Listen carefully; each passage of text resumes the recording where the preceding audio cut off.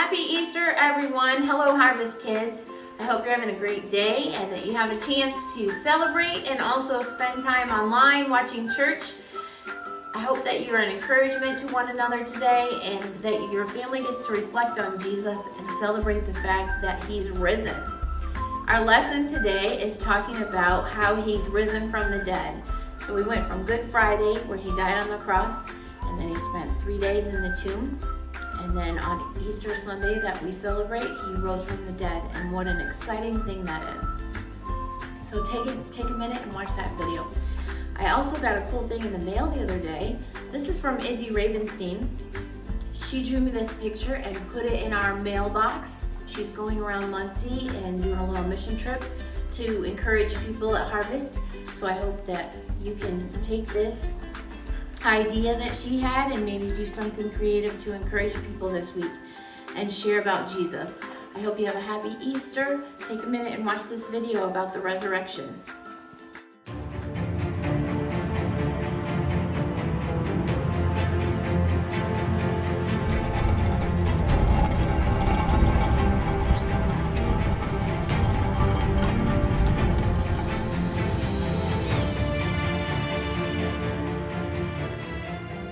After hanging in agony on the cross for hours, Jesus cried out, "It is finished," and he surrendered his spirit to God.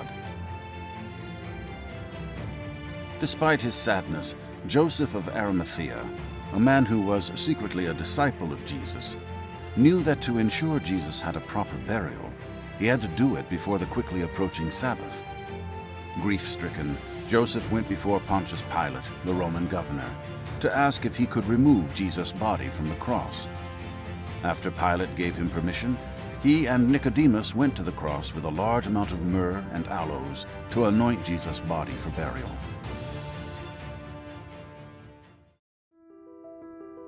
Together, Joseph and Nicodemus carefully wrapped Jesus' body in strips of linen with burial spices in accordance with Jewish tradition.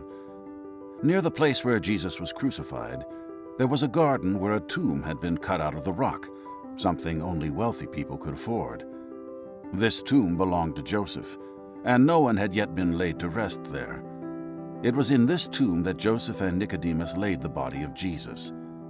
Before they left, they rolled an enormous stone in front of the tomb's entrance, sealing it shut. Before the sun had risen on Sunday morning, Mary Magdalene gathered the spices and perfumes she had prepared to complete the burial customs for Jesus and made her way to the tomb. When she arrived, she discovered the giant stone had been rolled away, and the tomb was empty. Deeply distressed by what she had seen, she ran as fast as she could to tell the disciples Peter and John what had happened. "They've taken our Lord's body, and we don't know where," Mary exclaimed. After hearing Mary's account, Peter and John sprinted to the tomb. John arrived first, but he did not enter the tomb.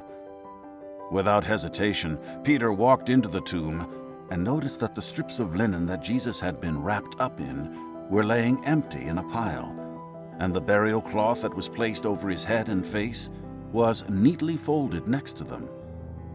As John entered the empty tomb, he didn't fully understand what had happened, but he believed that Jesus had risen from the dead. Puzzled by what they had seen, Peter and John returned to their homes. Too upset to return home with Peter and John, Mary Magdalene remained at the empty tomb. As she wept, she looked up through her tears into the tomb, and she saw two angels in dazzling white robes. They were sitting where Jesus' body had been, one at the head and one at the foot. Seeing Mary's tears, the angels asked, "Woman, why are you crying?" Still sobbing, Mary replied, "They have taken my Lord away, and I don't know where they have put him." As Mary turned away from the angels to make her way home, she saw a man had been standing behind her. But this was no ordinary man. It was Jesus. Somehow Mary did not recognize Jesus. She thought he was the gardener. Jesus asked Mary, "Why are you crying? Who are you looking for?" Mary, still thinking he was the gardener, begged him, "If you have taken him away, please tell me where so I can get him." Then Jesus called Mary's name, and suddenly she recognized that the man was Jesus. She exclaimed, "Teacher," and fell to her knees to worship at his feet. Jesus told Mary to go tell the disciples. After hearing Mary's report of what happened at the tomb and that she had seen Jesus, the disciples gathered together behind locked doors, afraid of what the Jewish leaders might do to them. Suddenly, Jesus appeared among them in the locked house and said, "Peace to you." The disciples were overjoyed to see Jesus with their own eyes. After Jesus had shown them the wounds in his hands and his side, he told the disciples that they would continue his mission, going throughout the world and preaching God's love.